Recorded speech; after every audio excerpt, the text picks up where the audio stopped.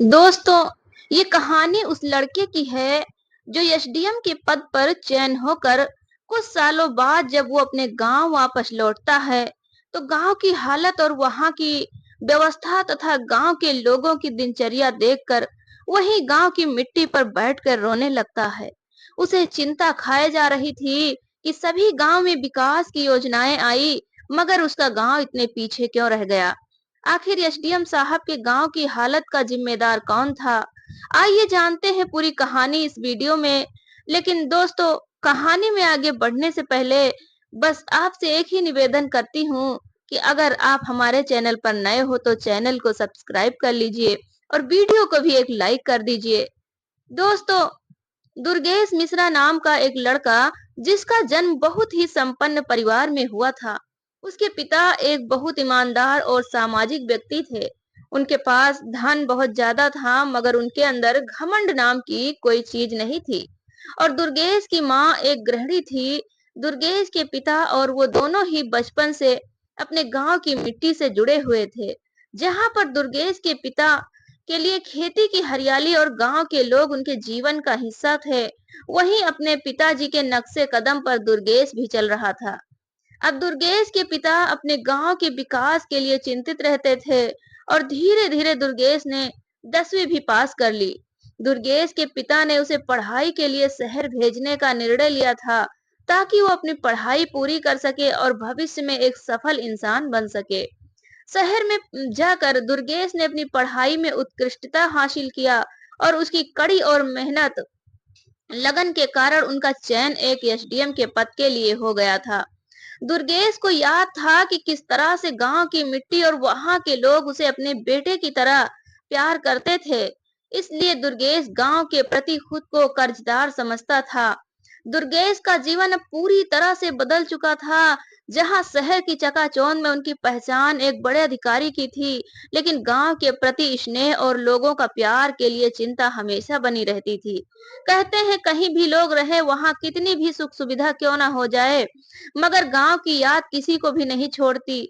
उनके सामने हमेशा गांव के लोग वहां की मिट्टी से बने घर घूमते रहते हैं। ऐसा ही कुछ हुआ दुर्गेश के साथ। शहर में व्यस्त हो जाने के बावजूद भी एक दिन दुर्गेश ने गांव की यादों को महसूस किया। और दुर्गेश ये जानना चाहते थे कि उनके गांव की स्थिति क्या है, और उनके मन में एक सवाल ये भी उठ रहा था कि सरकारी योजनाओं का लाभ उनके गांव के लोगों को मिल रहा है या नहीं। इसलिए वो अपने गांव के बारे में एकदम बारीकी से जानना चाहते थे। अब दुर्गेश अपने गांव की वास्तविकता पता लगाने के लिए गांव तो जाना चाहते थे, मगर भेष बदल कर। दुर्गेश ने फैसला किया कि वो किसी पहचान के बिना अपने गांव जाएंगे, ताकि वो वहां की वास्तविक स्थिति जान सकें। दुर्गेश ने चरवाहा बनने की योजना बनाई, ताकि उन्हें कोई पहचान ना सके और वो बिना किसी रुकावट के गांव के लोगों की समस्याओं को समझ सकें। चरवाहे के भेष में दुर्गेश अपने गांव पहुंचे। उन्होंने एक पुरानी धोती और फटी सी कमीज पहन रखी थी। सर पर एक गमछा बांधकर वो गांव में ऐसे घुसे जैसे कोई राहगीर भटकता हुआ उस गांव में पहुंच गया हो। गांव में जब दुर्गेश ने प्रवेश किया, तब उनकी आंखें अपने गांव को देखते ही उनकी पुरानी यादें ताजा हो गई। अब गांव का निरीक्षण करते वक्त दुर्गेश ने देखा कि गांव में अब पहले जैसा नहीं था।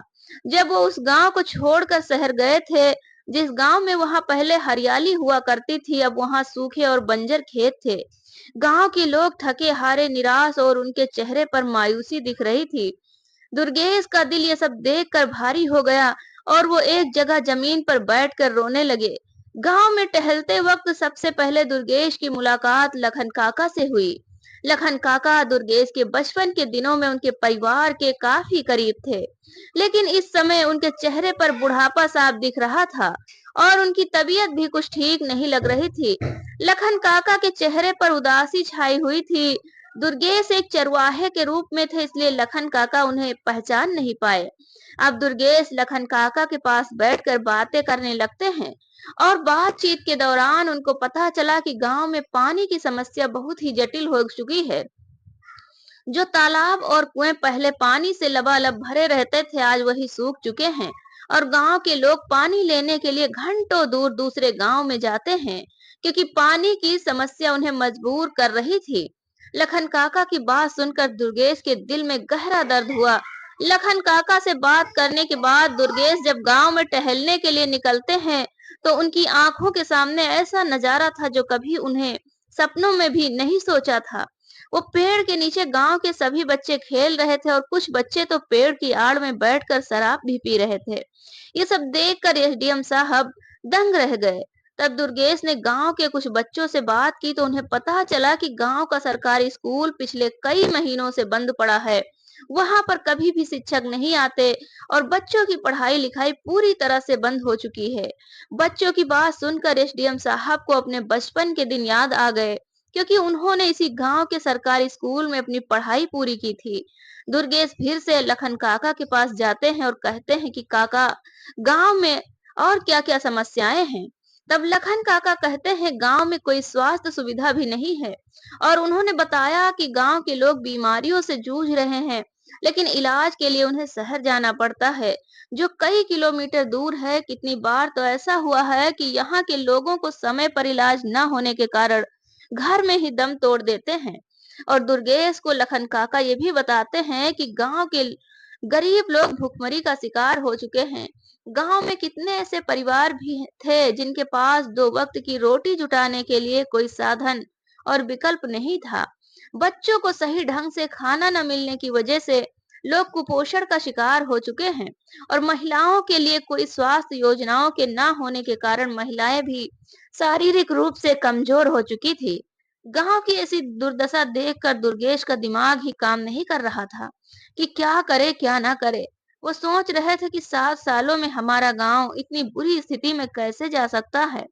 और दुर्गेश को अचानक अपने बचपन के दोस्तों की याद आई। वो गांव के चौपाल पर गए जहां कभी वो अपने दोस्तों के साथ खेला करते थे।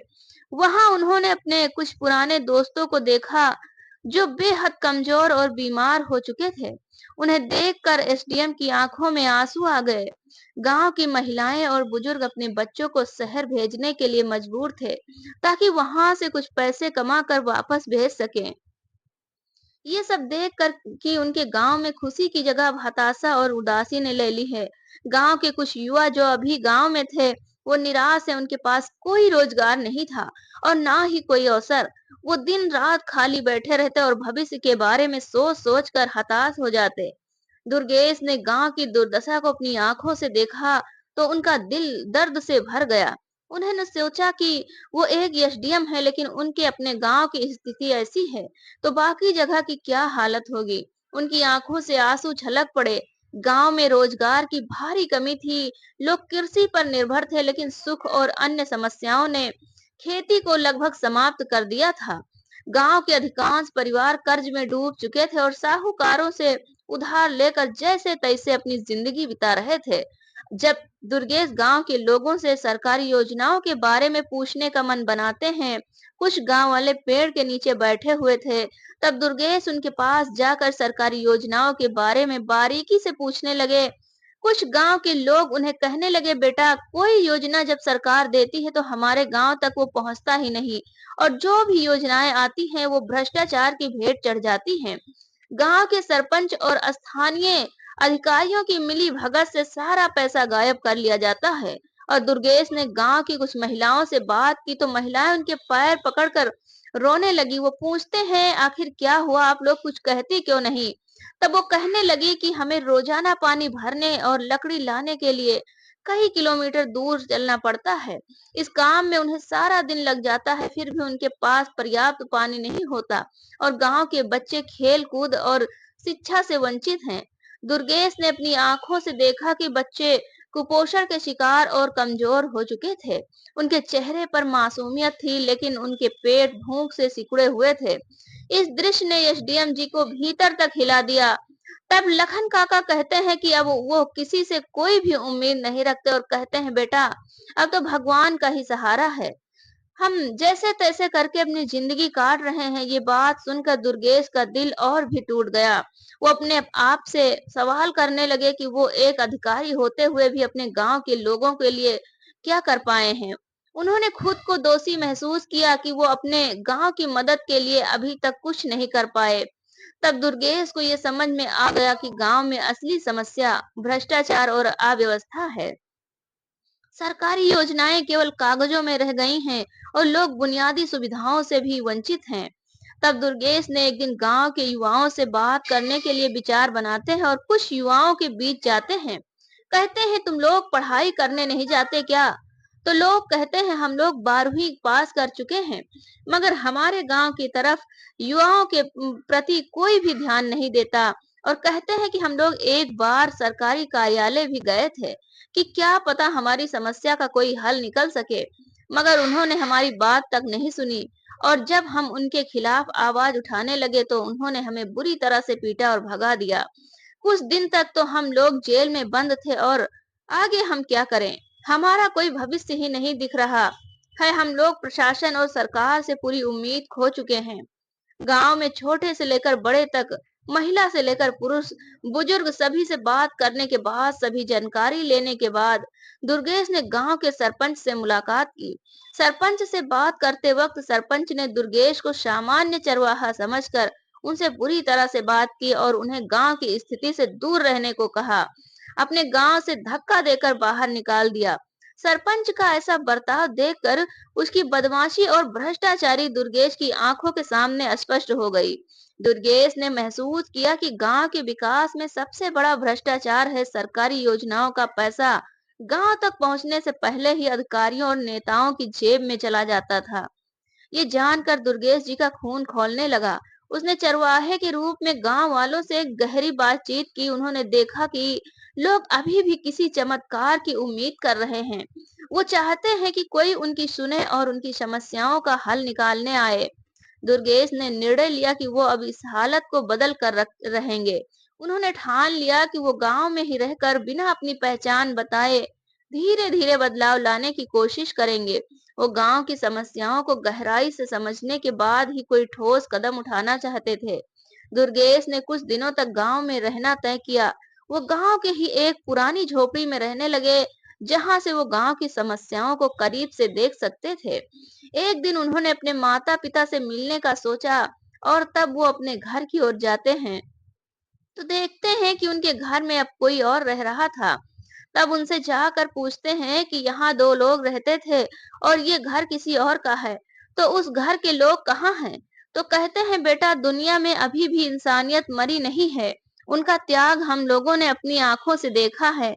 तब दुर्गेश कहते हैं, क्या हुआ था उनके साथ? वो लोग कहते हैं कि इस गांव की दुर्दशा देखते हुए उनसे रहा नहीं गया। वो लोग गांव की समस्या दूर करने के लिए हर साल अपनी जायदाद बेचने लगे और किसी तरह गांव का संकट से बचाने की पूरी कोशिश की थी। मगर एक बुजुर्ग को दिल की बीमारी हो गई और उसकी जान बचाने के लिए अपने घर को भी बेच दिया और वो लोग अब गांव के बाहरी छोर पर एक छोटी सी झोपड़ी में रहते हैं और कहने लगे कि आज के जमाने के वो राजा हरिश्चंद्र से कम नहीं है। और उनकी लाख कोशिशों के बाद भी गांव की हालत नहीं सुधरी। तब दुर्गेश अपने माता पिता से मिलने को नहीं अब वो सोच रहे थे कि गांव की सारी मुश्किलों को वो जड़ से खत्म करने के बाद ही वो अपने माता पिता से मिलने जाएंगे। और दुर्गेश को महसूस हो रहा था कि अपने पद का सही प्रयोग करने का समय आ चुका है। तब उन्होंने धीरे धीरे गांव के लोगों को जागरूक करना शुरू किया। उन्होंने गांव के लोगों को बताया कि अगर वो एकजुट हो जाएं तो अपनी समस्याओं का समाधान पा सकते हैं।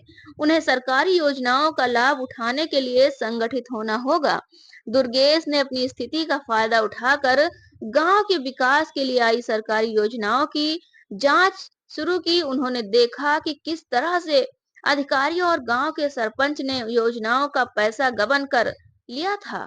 तब उन्होंने धीरे धीरे गांव वालों को समझाया कि किस तरह से अधिकारियों और सरपंच के हाथों लूटे जा रहे हो। उन्होंने गांव वालों को जागरूक किया कि वो अपने अधिकारों के लिए खड़े हो सकें। दुर्गेश की बातों से प्रभावित होकर गांव वालों ने मिलकर अधिकारियों और सरपंच के खिलाफ आवाज उठाई। उन्होंने भ्रष्टाचार का विरोध किया और गांव के समस्याओं को लेकर जिला प्रशासन के सामने अपनी बात रखी। जब गांव के लोगों को समझ नहीं आया कि ये चरवाहा कौन है जो इतनी समझदारी से बात कर रहा है, तब दुर्गेश ने अपनी असली पहचान को उजागर किया। उन्होंने कहा, मैं ही आपका अपना दुर्गेश हूँ जो अब इस जिले का एसडीएम हूँ। ये सुनकर गांव के लोग हैरान रह गए दुर्गेश को एसडीएम के रूप में देखकर गांव वालों की उम्मीद जाग उठी। उन्हें लगा कि अब उनकी समस्याओं का हल निकलेगा, क्योंकि गांव वालों की बात सुनने के लिए अभी तक कोई भी तैयार नहीं हुआ था। मगर अब उनके बीच उनका बेटा, जिसे वो बचपन में अपनी गोद में बिठाकर खिलाया करते थे, वो अब एसडीएम बनकर उस गांव का कल्याण करने आ चुका है। अब दुर्गेश ने सबसे पहले वहां के सरकारी अधिकारियों का तबादला कराकर दूसरे अधिकारियों के लिए मांग की और सरपंच को भी सरकारी योजनाओं को गायब करने के आरोप में जेल भिजवा दिया।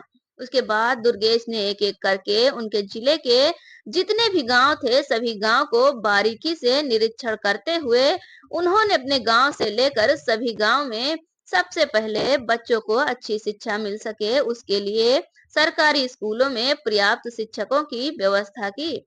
सभी गांव में स्वच्छ जल योजना के तहत पानी की कमी को पूरा किया। गांव के जो अस्पताल में सुविधा नहीं थी, वहां क्वालिफाइड डॉक्टर और दवाइयों की व्यवस्था करवाई गई और हर गांव में पर्याप्त मात्रा में संतुलित राशन बांटने का काम शुरू किया गया और गांव के जो निराश बैठे युवा थे, उनके लिए रोजगार की योजना लाई गई और जो खेत सूख गए थे पानी की सुविधा न होने के कारण, अब हरियाली से लगने लगे। उसके बाद जब दुर्गेश के माता पिता को पता चला कि वो चरवाहा जो गांव में रहता है वो कोई और नहीं बल्कि उनका बेटा है, तो वो लोग दुर्गेश से मिलने आ गए और सब एक दूसरे के गले लग कर रोने लगे। अब दुर्गेश अपने ही गांव में रहकर अपने पद को संभालने लगा। तो दोस्तों, ये थी आज की कहानी जिसमें एक गांव के लड़के ने एसडीएम बनकर अपने गांव की हालत को सुधारा। क्या कहना चाहेंगे आप ऐसे अफसर के बारे में? आपकी क्या राय है? कमेंट बॉक्स में आप हमें जरूर बताएं।